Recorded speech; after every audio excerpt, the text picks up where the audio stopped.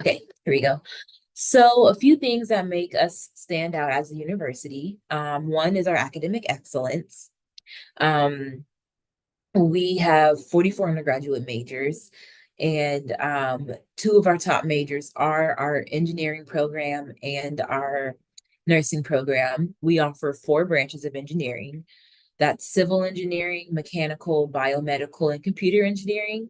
And then we also offer a minor in electrical engineering. Um, Another thing that makes us stand out is we do produce leaders for the 21st century. About 95% of our graduates, within the first 3 months of graduating, they are either enrolled in a graduate program elsewhere or have a job within their career field.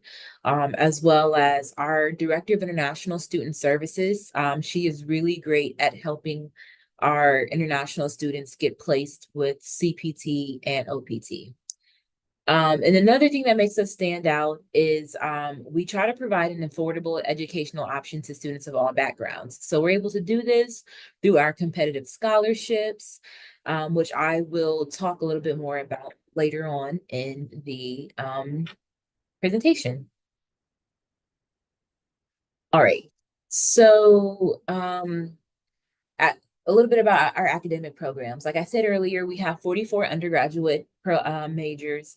We are predominantly an undergraduate program institution. We do have 5 graduate programs, but they are unfortunately all online with the exception of we have an in-person physician assistant program, and then we have a doctoral physical therapy program.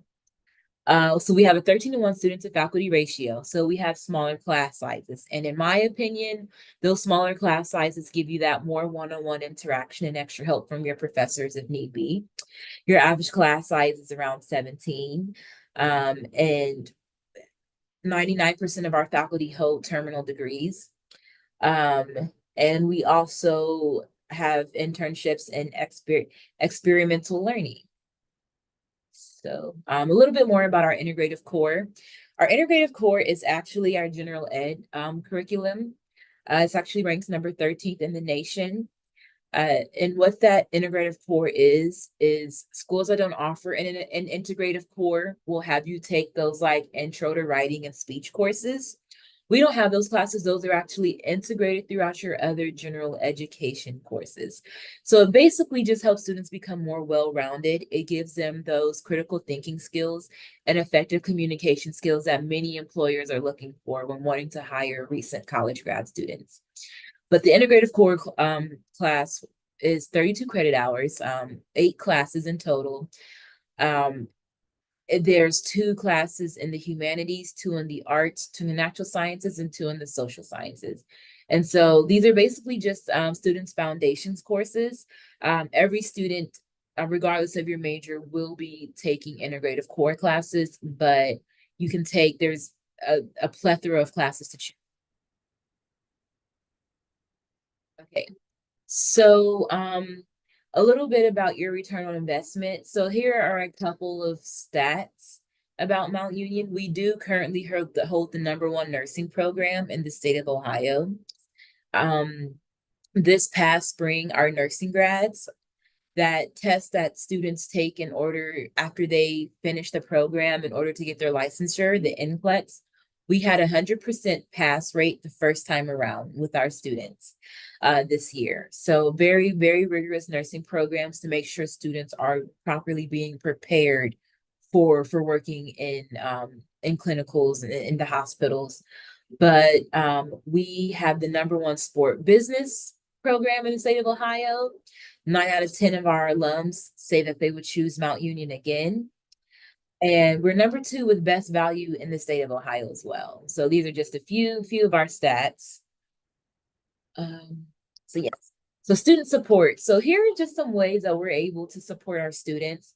We're able to support them through the Center for Student Success, and that's with academic support, career services, and also accessibility.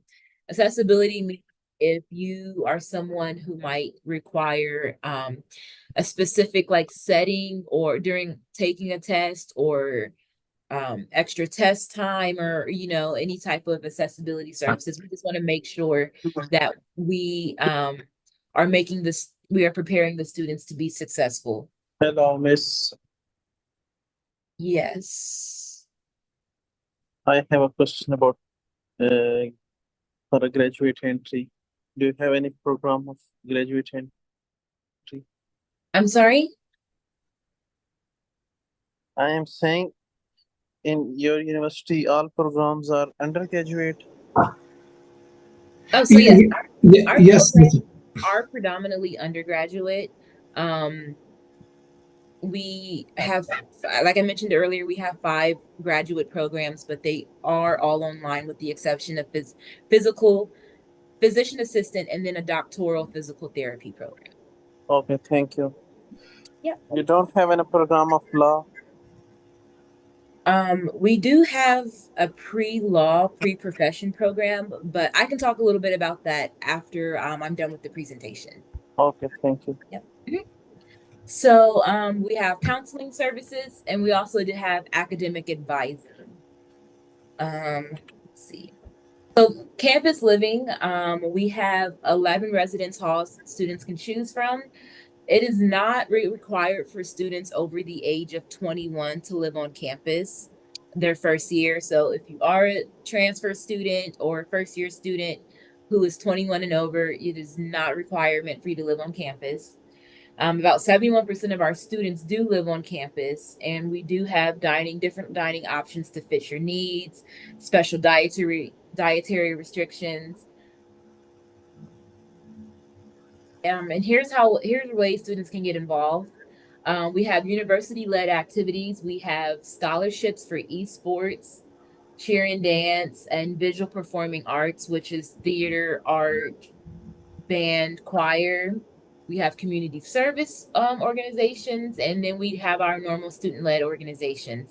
We have over 90 student-led organizations. Anything you have an interest in, we more than likely have an organization for. We also have the Association of International Students, which is a student-led organization that is ran by our current enrolled international students. And then here's a little bit of information about our athletics. We have 25 intercollegiate athletic teams. We're a Division III school with the spirit of a Division I school, I like to tell students. But we also do have additional club and intramural options as well. And here is how a student will apply. You can either apply on our website, or we are also on Common App. There's no application fee for either of those options. We actually also technically do not have an application deadline since we're rolling admissions. But if you are a student who is currently not transferring from a U.S. institution, or you're not already in the U.S. prior to your acceptance to Mount Union, I always like to tell students that within a month or two before the start of classes, we might try to recommend you defer to the following semester, because we just want to make sure you have enough time to schedule your visa appointment. But some things we will need from you is we will need your official transcripts. This is your secondary school or your high school transcripts if you're a first year student. If you have any university level coursework, we will also need those transcripts, because then you would be qualified as a transfer student. We do require an application essay of about 300 words. On the application, there are 3 different prompts you can choose from. Or if you are looking for the nursing program, that application essay is a little bit different. That one is 500 words, and you would just need to write a detailed essay on why you're interested in becoming a nurse, or what interests you in the nursing field. And the last thing we need is English proficiency test scores. If you are coming from a country or a region that is non-English speaking, or English isn't the primary language, we do require English proficiency test scores unless you have already been attending school in an English speaking country, like if you're transferring from a U.S. institution. But the test we accept as PTE academic, Duolingo, IELTS, TOEFL, and SAT or ACT. But yeah, once we receive all of those materials, we will have an admission decision for you in less than 2 weeks. All right. Affordability. So for this upcoming school year, we have merit scholarships ranging from $18,000 to $23,000 annually. You will receive a scholarship based on your academic profile and your GPA. We have, like I mentioned before, visual performing arts scholarships. So that's for students who are interested in art, theater, choir, band. You don't necessarily have to major or minor in those programs. If you would like to just showcase your talents for an additional scholarship, that is also allowed. We have an esports team with and there's a scholarship that comes with that. Same with cheer and dance. And then we have the presidential scholarship. The presidential scholarship, this is a competition between, and it's for both domestic and international students. In order to qualify to compete for the presidential scholarship, well, first, the presidential scholarship is full tuition for all 4 years. So it does not include room and board, but it's full tuition for all 4 years. It's given to 8 students annually. In order to be eligible to compete, you need at least a 3.85 GPA on a 4.0 scale, and you need at least a 1300 on the SAT or a 28 on the ACT. So we are a test optional school when it comes to being admitted for admission, but if this is a scholarship you are looking to possibly compete for, you will need to submit those test scores. And if that's something you are interested in or would like to know more information about, let me know. I can talk a little bit more about the logistics of the competition and who all qualifies. We are also a part of the hashtag You Are Welcome Here scholarship competition. We give that to 5 students every semester. It's equivalent to half the cost of tuition, whatever tuition is that in any given year. There's more information on our website on how to compete for that and what all needs to be submitted. And we also have something called a Campus Visit Award. This is a new installment recently within this past year. Any student who visits campus on an official campus visit gets an additional $1,000 added onto their scholarship, renewable all 4 years that they are here. So that's $4,000 just for visiting. But for my international students who might not be able to visit in person prior to the start of the semester, if you set up a one-on-one Zoom meeting with me, that'll kind of be like your campus visit, and you will still get that scholarship. After we're done talking, I will just send you the link to take our virtual tour. Once you let me know that the tour has been complete, when the time comes, we'll add the additional $1,000 onto your financial aid package. And we try to also encourage students to fill out outside scholarships, but if at any given moment they are, unsure about the cost of tuition or, the affordability, just let us know and we can work with financial aid to see, what if there's anything additional we can do as an institution to make the school a little bit more affordable.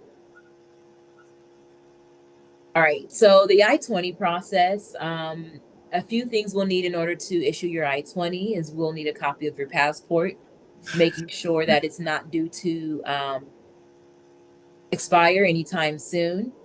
We also require your financial documents, a commitment of financial backing form.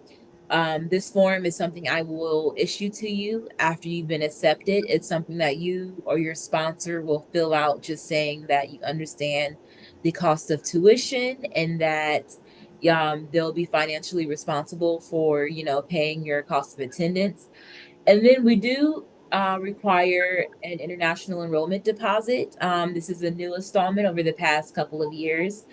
Um, it is refundable if the student is either denied a visa or unable to get an appointment before the start of classes, and it does go towards the student's tuition bill. All right, so after we receive all of those items, I will be able to issue your I-20 within 24 to 48 hours. Because I want to make sure you have more than enough time to schedule your visa appointment. And here's just an example I-20 from Mount Union. As if you guys don't already know, with the financial section, this side over here has to be greater than or equal to this side over here. But like I said, once I receive all your materials, I issue the I-20 as soon as possible. And if at any given time you feel like you might not get an appointment before the start of classes, or you do get an appointment date and it's too close to the start of classes or after the start of classes, let me know. I can try to issue you a letter requesting an expedited appointment. And a letter requesting an expedited appointment is not a guarantee that they'll give you a sooner appointment date, but it doesn't hurt to try. And then this is just the current cost of tuition for this school year. This is the breakdown between the tuition fee, room and board, and the required health insurance fee. Let's see. And like I said, this is for the year of 2024, 2025. Next fall, these numbers will look a little different. And as soon as those numbers have been released to us, we can definitely update you on that. But yeah, let's see. So one of my last slides here is working while studying. This is a common question that I get from many of my students who are interested in Mount Union. The short answer is yes. Every student, both domestic and international, are eligible to work on campus up to 20 hours a week, and it's paid the current minimum wage in the state of Ohio, which is $10.45 an hour. Now, I like to remind students that just because you can work up to 20 hours a week does not guarantee you work 20 hours every week. It honestly just depends on your academic schedule and the job you are working for, as well as campus jobs, although they are proven to, help with the students' finances, campus jobs are not meant to be used as the main way to pay your tuition bill because it's just simply not enough money. And then OPT. So if you are familiar with OPT or optional practical training, you're eligible to apply for up to 12 months of OPT in a job that's directly related to your major field of study. This allows you to stay in the US for an additional year after you graduate, working a job that you're directly related to. You're eligible to apply as early as 90 days before the end of your program or as late as 60 days after your program end date. And like I had mentioned earlier in the presentation, our Director of International Student Services is really good at getting students placed with OPT. And this last slide here is just ways that you can stay connected with us. We're on Instagram. We're on YouTube, Facebook, Twitter, or X. But that about covers everything. Just wanting to know, let me stop sharing screen. We're just wanting to know if there are any questions or concerns.